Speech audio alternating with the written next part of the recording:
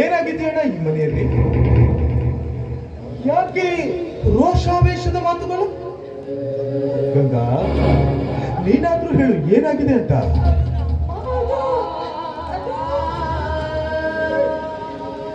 ಏನಿಲ್ಲಪ್ಪ ಅರ್ಜುನ, ನಿಮ್ಮಿಬ್ಬರಿಗೂ ಮದುವೆ ಮಾಡ್ಬೇಕಂತ ವಿಚಾರ ಮಾಡಿದ್ನಿ. ಅಂದಾಗೆ ನನ್ನ ತಂಗಿಯ ಮಗಳಾದ ಗಂಗಾ ಅನ್ನೋದು ಕೊಟ್ಟು ನಿನಗೆ ಮದುವೆ ಮಾಡ್ಬೇಕಂತ ವಿಚಾರ ಮಾಡಿದ್ನಿ. ಅದಕ್ಕೆ ನಿನ್ನ ಒಪ್ಪಿಗೆ ಇದೆಯಾ?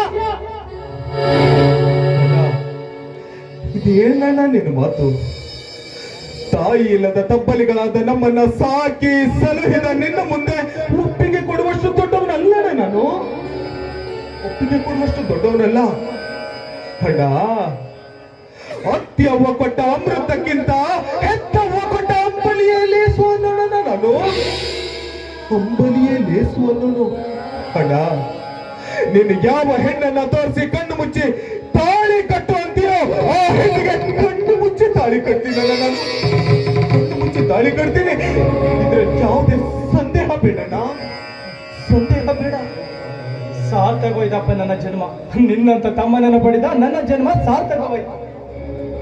ನೋಡು ಅರ್ಜುನ, ತುಂಬಿದ ಕೂಡ ತುಳುಕುವುದಿಲ್ಲ ಅಂತ ತೋರ್ಸ್ಕೊಟ್ಬಿಡ್ಕಣ ಈ ಊರಿನ ನನ್ನ ಹಿರಿಯಂತ ನನ್ನ ಅಣ್ಣಂದರಿಗೆ ತೋರ್ಸ್ಕೊಟ್ಬಿಟ್ಟಣ.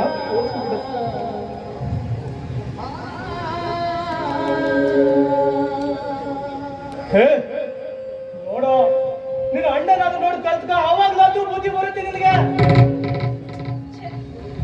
ಹೋಗ್ಲಿ ಬಿಡಿ ಮಾವ. ಶಂಕರ ಮಾವ ಏನೋ ಎದುರು ಮಾತಾಡ್ಬೇಕಂತ ಏನೋ ಮಾತಾಡ್ಲಿಲ್ಲ, ಇನ್ನು ಹೀಗೆ ಹೇಳಿದ್ರು ಅನ್ಸುತ್ತೆ. ಅದ್ರಲ್ಲೂ ಕೂಡ ಅರಸನ ಮಗಳಾದ್ರೇನು, ಪುರುಷನಿಗೆ ಸತಿಯಾಗ್ಲೇಬೇಕಲ್ಲ. ಏನೋ ಶಂಕರ ಮಾವ ಇಷ್ಟಪಟ್ಟಿದ್ದಾರೆ ಅನ್ಸುತ್ತೆ. ದಯವಿಟ್ಟು ಮದ್ವೆ ಮಾಡ್ಬಿಡೋಣ. ಹೋಗ್ಲಿ ಬಿಡೋಣ.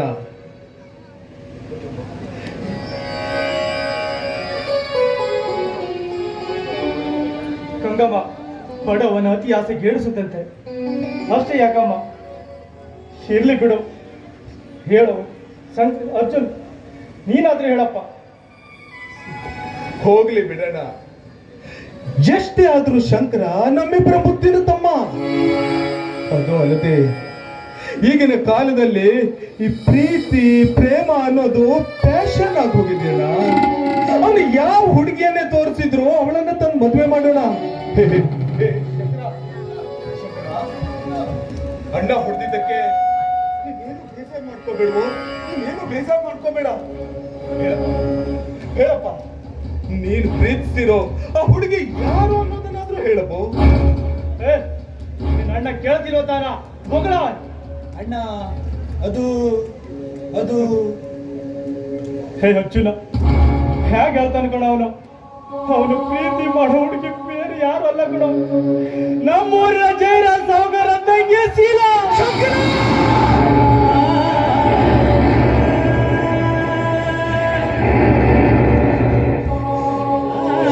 ಶಂಕರ,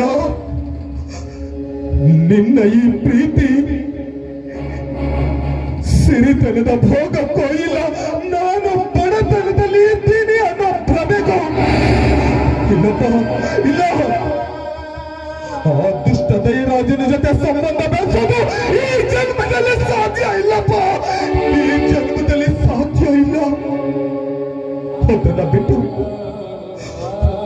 ಅದನ್ನ ಬಿಟ್ಟು ಬೇರೆ ಯಾವ್ದಾದ್ರೂ ಹುಡುಗಿ ಇದ್ರೆ ಹೇಳು, ಯಾವುದೇ ಶ್ರೀಮಂತ ಮರಿತದ ಹುಡುಗಿ ಇದ್ರು ಹೇಳು. ನನ್ನ ಈ ಸರ್ವ ಆಸ್ತಿಯನ್ನ ಮಾರಿ ಆದ್ರೂ ಯಾರು ಮಾಡಿದ ರೀತಿ ಅದ್ದೂರಿಯಾಗಿ ನಿನ್ನ ಮದುವೆ ಮಾಡ್ತೀನಿ ಶಂಕರ, ಅದ್ದೂರಿಯಾಗಿ ನಿನ್ನ ಮದುವೆ ಮಾಡ್ತೀನಿ ಶಂಕರ. ಶಂಕರ, ಶಂಕರ, ಉಪ್ಪರಿಗೆ ಎಲ್ಲಿರೋ ಅಕ್ಕರೆ ಇಲ್ಲದ ಉಪ್ಪರಿಗೆಗಿಂತ ಅಕ್ಕರೆ ಇರೋ ತಿಪ್ಪೆನೆ ಲೇಸು ಶಂಕರ, ಅಕ್ಕರೆ ಇರೋ ತಿಪ್ಪೆನೆ ಲೇಸು ಶಂಕರ. ಶಂಕರ, ಜೀವನ ಅನ್ನೋದು ಹುಡುಗಾಟ ಅಲ್ಲ ಶಂಕರ, ಜೀವನ ಅನ್ನೋದು ಹುಡುಗಾಟ ಅಲ್ಲ. ನೀನೇನಾದ್ರೂ ಆ ಹುಡುಗಾಟದ ಹುಡುಗಿಯನ್ನೇ ಮದುವೆ ಆಗ್ತೀನಿ ಅಂದ್ರೆ ಮುಂದೊಂದು ದಿನ ನಿನ್ನ ನಡು ಬೀದಿಯಲ್ಲಿ ಕೈ ಬಿಟ್ಟು ಹೋದಾಳು. ಎಚ್ಚರ ಸಂಧ್ಯಾ, ಎಚ್ಚರ. ಹೌದು ಶಂಕರ, ಹೌದು. ಬಡವರ ಅಜ್ಜರ ಸಾವುಕಾರ ಬಡವರನ್ನ ಮಕ್ಕಳು ಕರ್ಕೊಂಡು ಬಾವಿ ಕೂಡಿ ನೆಲ ನೋಡೋ ಮನುಷ್ಯ ಅವನು ಕಣ. ಶ್ರೀಮಂತರ ಸಂಬಂಧ ಬೇಡವ ನಮ್ಗೆ, ಬೇಡವ ಶಂಕರ. ನೋಡು ಶಂಕರ, ಶ್ರೀಮಂತರ ಸಂಬಂಧ ಬೆಳೆಸಿದ ಬಾವಿ ಕೂಡಿ ನೆಲ ನೋಡೋ ಮನುಷ್ಯ ಅಂದಾಗ ಕಾಡಿನಲ್ಲಿ ಕರೆದುಕೊಂಡು ಕಾಡಿನಲ್ಲಿ ಬಿಟ್ಟಂಗಾಗುತ್ತೆ ಕಣ.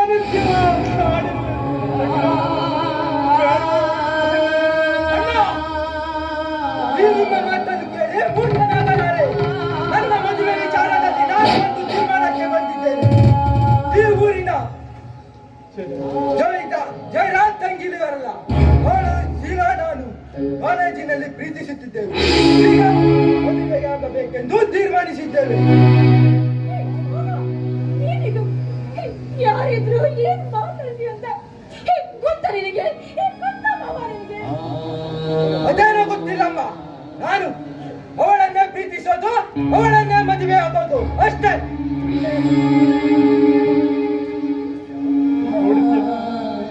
ನೋಡ್ತೀಯ ಅರ್ಜುನ, ತಮ್ಮನ ಮಾತುಗಳನ್ನು ಹಿರಿಯನ ಮಗು ಮರೆತು ಪ್ರೀತಿಯ ಹುಚ್ಚು ನೆತ್ತಿಗಿರಿಸ್ಕೊಂಡು ಮಂಗನಂತೆ ಮಾತಾಡ್ತಿದ್ದಾರೆ ನಿನ್ನ ಮಾವ. ಅರ್ಜುನ, ಅರ್ಜುನ, ಈ ಹೊರೆಯನ್ನು ನಿನ್ನ ಮೇಲೆ ಹಾಕ್ತೀನಪ್ಪ. ನೀನೇ ಬಗೆಹರಿಸು, ನೀನೇ ಬಗೆಹರಿಸಪ್ಪ. ಅಯ್ಯೋ ಅಣ್ಣ, ಆನೆ ಹೊತ್ತವನಿಗೆ ಆನೆ ಬಾಲ ಹೊರೋದು ಕಷ್ಟ. ನೀನು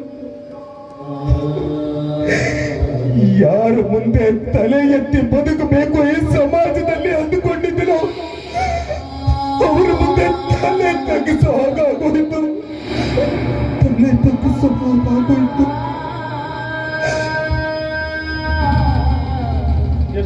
ಈ ಊರಿನ 10 ಬಡವರನ್ನ ಬಲಿ ತೆಗೆದುಕೊಂಡು 10 ಹಮ್ಮೀರನಾಗಿ ಮೆರೆಯುತ್ತಿದ್ದ ಆ ಜಯರಾಜ ಸಾಹುಕಾರನನ್ನ ಇದೇ ಊರ ಜನರ ಬಾಯಿಂದ ಚೀತು ಅನಿಸಿಕೊಳ್ಳಬೇಕು ಎಂದಿದ್ದ ತಮ್ಮ ಅರ್ಜುನನಿಗೆ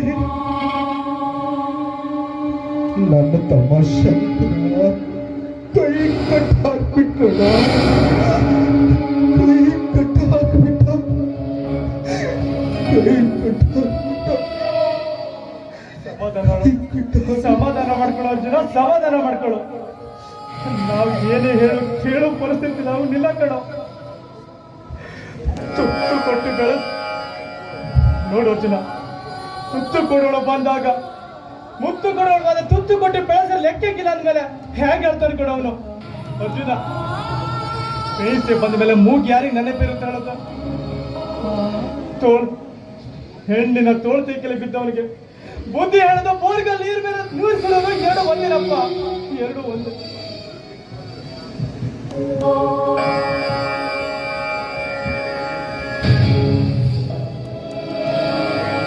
ಅರಳಿದ ಆಸೆ ಮಂಜಿನ ಹೂವಾಯ್ತು, ಬಿಸಿಲಿನ ಬೇಗೆ ಕರಗಿ ನೀರಾಯಿತು.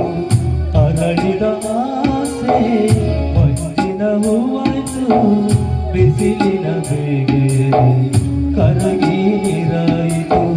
ಬಿಸಿಲಿಂದ ಮಾತಾಡಿದ್ನಲ್ಲ ಶಂಕರ, ಅದಕ್ಕೆ ಚಿಂತೆ ಮಾಡ್ತೀರಾ ಮಾವ? ಶಂಕರ್ ಮಾವ ಈಗಾಗ್ಲೇ ಪ್ರೀತಿಯ ಹುಚ್ಚಾಡಿಯಲ್ಲಿ ಬೆಂದ್ಕೊಂಡಿದ್ದಾರೆ. ಅದನ್ನ ಹೇಳ್ತಾರಲ್ಲ, ಮಿಂಚಿ ಹೋದ ಕಾಲಕ್ಕೆ ಚಿಂತಿಸಿ ಫಲವಿಲ್ಲ ಎಂಬಂತೆ. ಈಗೇನಿದ್ರು ಅವರಿಬ್ಬರ ಮದುವೆ ಮಾಡೋದು ಒಂದೇ ದಾರಿ ಅನ್ಸುತ್ತೆ. ನಿನಗಿರುವಷ್ಟು ಬುದ್ಧಿ ತಮ್ಮನಿಗಿಲ್ಲವಲ್ಲ ಅನ್ನೋ ಚಿಂತೆ ಆಗ್ತಾ ಇದೆ. ಅದಿರ್ಲಿ, ಅಣ್ಣ ಹೇಳದ್ನಲ್ಲ ಮದುವೆ ವಿಚಾರ, ಆ ವಿಚಾರದ ಬಗ್ಗೆ ನಿನ್ನ ಅಭಿಪ್ರಾಯ? ಮಾವ, ನಿಮ್ಮ ಮಾತಿಗೆ ಒಪ್ಪಿಗೆ ಹಾಕಿ ಕತ್ತು ಬಗ್ಗಿಸಿ ನಿಮ್ಮ ಕೈಯಿಂದ ತಾಳಿ ಕಟ್ಟಿಸ್ಕೊಳ್ತೀನಿ. ಅದ್ರ ಜೊತೆ ಇನ್ನೊಂದು ಮಾತನ್ನ ಹೇಳ್ತೀನಿ ಮಾವ. ಆ ಸೂರ್ಯ ಚಂದ್ರರ ಸಾಕ್ಷಿಯಾಗಿ ಹೇಳ್ತಾ ಇದ್ದೀನಿ, ಎಂಥದ್ದೇ ಕಷ್ಟ ಸುಖ ದುಃಖ ದುಮ್ಮಾನಗಳು ಬಂದರೂ ಸಹ ನಿಮ್ಮ ಹೆಜ್ಜೆ